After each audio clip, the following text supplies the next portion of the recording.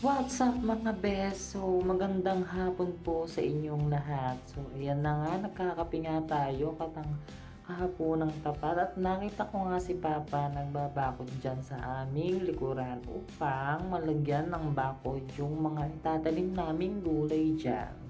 So ayan mga bes, kape po tayo at magandang hapon po sa inyong lahat. So actually, ayan, medyo madilim na nga din sa part na yan at pahapon na nga sa part na yan. So nakita ko nga si Papa, nagbabakod nga pala siya, gusto ko siyang tulungan. So ayan, hindi ko pa rin siya masyadong matulungan kasi wala namang masyadong gagawin. Kaya so, ayan, tinitingnan ko na lang kung ano yung ginagawa ni Papa para kahit pa paano meron tayong natututunang araw ngayon. Huy! Sana all may natututunan at ayan nga, napakaganda ng paligid. So habang patingin-tingin tayo sa paligid, tumitingin nga tayo ng gulay na pinakamasarap at pinakamasustansyang dahon ng talbos ng kamote. So talbos ng kamote, ayan nga, nagtitingin-tingin tayo. May nakita nga pala kami ng kapatid ko, yung mismong talong. Ayan, bulok na nga at siya ko nga kinuha. Ito pala bulok na. Uy! Sana all nabubulok. So, ayan na nga, tinignan nga natin yung mga tanim namin, mga talbos ng kamote dyan. At ang ganda ng paligid lagi namin pinagmamasdan sa likod ng bahay namin. Uy! So, ayan na nga, kape po tayo. So, ayan na nga, nagkakape na nga tayo habang watch natin si Papa. Huy! Sana all English yun ah. English yun. Nagkakape lang po tayo, mga best.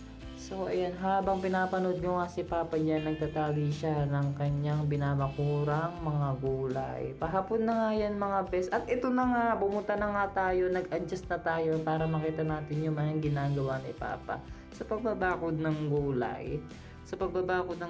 So, actually, hindi yan natuloy kanina masyado at sobrang haba. At palubog na din kasi ang araw, masyado kasing malamok pagdating ng hapon. So, ayun, habang pinapanood ko si Papa, nagbabakod siya.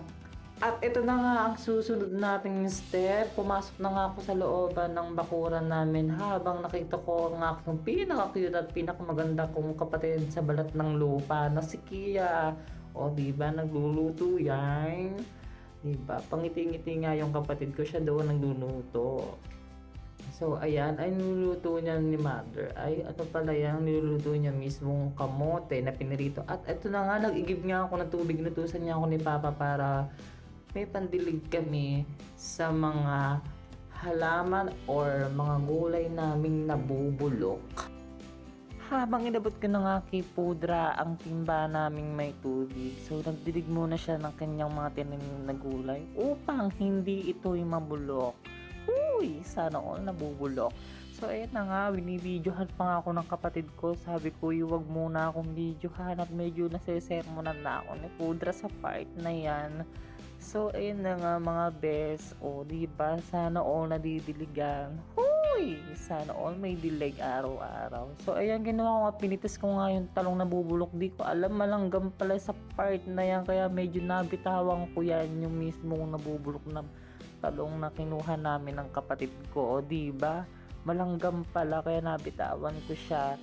So ayan na nga, at ito na nga, pinapanood ko ulit si Pudra kung paano niya tinatalian ng kanyang binakurang mga gulay para daw maproteksyonan ang mga gulay namin. So magumapang-gapang. Uy, sana all gumagapang. So ayun, yung mismong papaya namin wala siyang bunga, nagkamatay-matay na, Diyos mayo.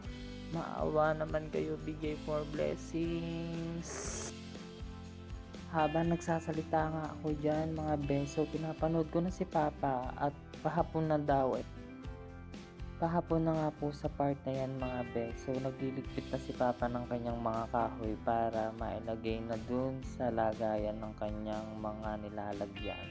So ayan mga beso, medyo malayo-layo na din tayo sa part na to at ito na nga, nililigpit na ni Papa ang kanyang mga kahoy kasi anong oras na daw, hapon na daw. Uy!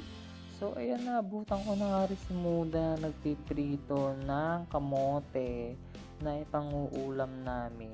Ayan, or talong, ano, na pinitas namin yan sa likod ng bakuran namin. Kasi may mga tanim talaga kaming gulay sa likod ng bahay.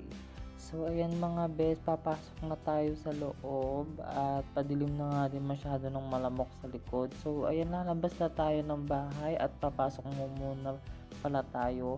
So ay pumasok muna pala tayo, nakita ko yung mga kapatid ko kumakain sila ng pritong kamote na pinirito ni Mudra. At ayan yung mga kapatid ko, ayan. So kumakain na sila. So ayan, lumabas na nga tayo ng bahay at tinignan natin yung mismong paligid ng bahay at tinignan natin yung araw at parang napakasama ng panahon ngayong araw. So ayan, tinignan ko si Papa, ano yung ginagawa kayo ni Papa. Ayan, tinignan ko si Papa kung ano yung ginagawa, nag-aano siya ng mismong ampalaya. Check niya kung manlaki na ba yung mga bunga ng ampalaya. So ayan na nga, natinig pa yata si Papa, sabi ko ano nangyari sa'yo. Huy! So hanggang dito na lang po, thank you for watching.